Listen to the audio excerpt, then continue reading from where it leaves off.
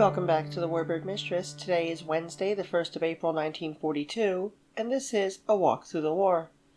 For all my friends on the new calendar, Happy Easter. Christos Anesti, Alithos Anesti, Masihu Kam, Hakon Kam.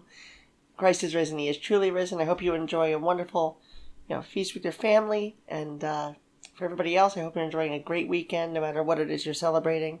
Be sure, of course, to subscribe, hit the bell for notifications, and share these with your friends and family and even your annoying neighbor who might be into aircraft as well, because you never know where a fan might be. We begin today in the American Theater of Operations with the headquarters of the Army Air Force, where the Air Corps Proving Ground at Eglin Field, Valparaiso, Florida, is redesignated Proving Ground Command, with responsibility of operational tests and studies of aircraft and aircraft equipment.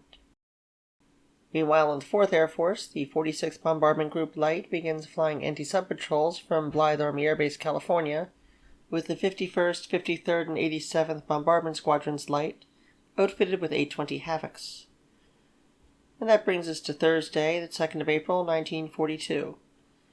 In the American Theater of Operations, Zone of the Interior, 3rd Air Force, the A-20s of the 50th Light Bombardment Squadron, 46th Light Bomb Group, transfer from Barkdale Field, Shreveport, Louisiana, to Galveston Municipal Airport, Texas, as they continue to patrol the Gulf for prowling U-boats.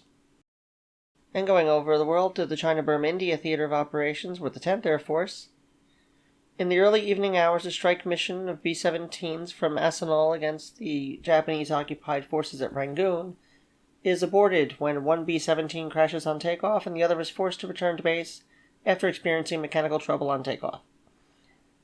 Later tonight, Major General Louis H. Brereton, commanding General 10th Air Force, personally leads a strike of 3 B-17s on an overnight raid of Japanese shipping in the Andaman Islands off the south coast of Burma during the night of 2nd to 3rd of April, as the Japanese drive on the important Indian shipping center of Port Blair Harbor. The Flying Fortresses claim bomb hits against a cruiser and a transport, while the Japanese flak and intercepting nades damaged 2 of the bombers. With no losses, Brereton and all his bombers returned to base before the dawn of Friday, the 3rd of April, 1942. We're remaining in the CBI Theater of the 10th Air Force. Yesterday's cancelled raid takes place today as 6 B-17s fly out of Asansol and bomb warehouses and docks at Rangoon, Burma. The bombers succeed in starting 3 large fires in the largely abandoned city in an attempt to deny her facilities to the Japanese, who have begun to repair the sabotage of the evacuated Allied forces.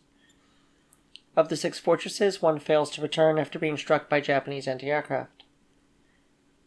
And next door in the Southwest Pacific area, with the 5th Air Force, the 21st and 22nd Transport Squadrons of Air Transport Command, U.S. Army Forces in Australia, are activated at Archerfield and Essendon Airdromes, Australia, respectively, with various transport aircraft. And last but not least, the 39th Pursuit Squadron Interceptor of the 35th Pursuit Group Interceptor transfers from Mount Gambier to Williamstown, Australia, with P-39 Airacobras. Their first mission is on the 2nd of June. And that was Wednesday the 1st of April, 1942 to Friday the 3rd of April, 1942. Thank you for tuning in. Be sure to subscribe and share, as I mentioned before. Enjoy your weekend, and remember to look out for the next episode of A Walk Through the War. Until next time, this is Claire, and I am the Warbird Mistress. Take care.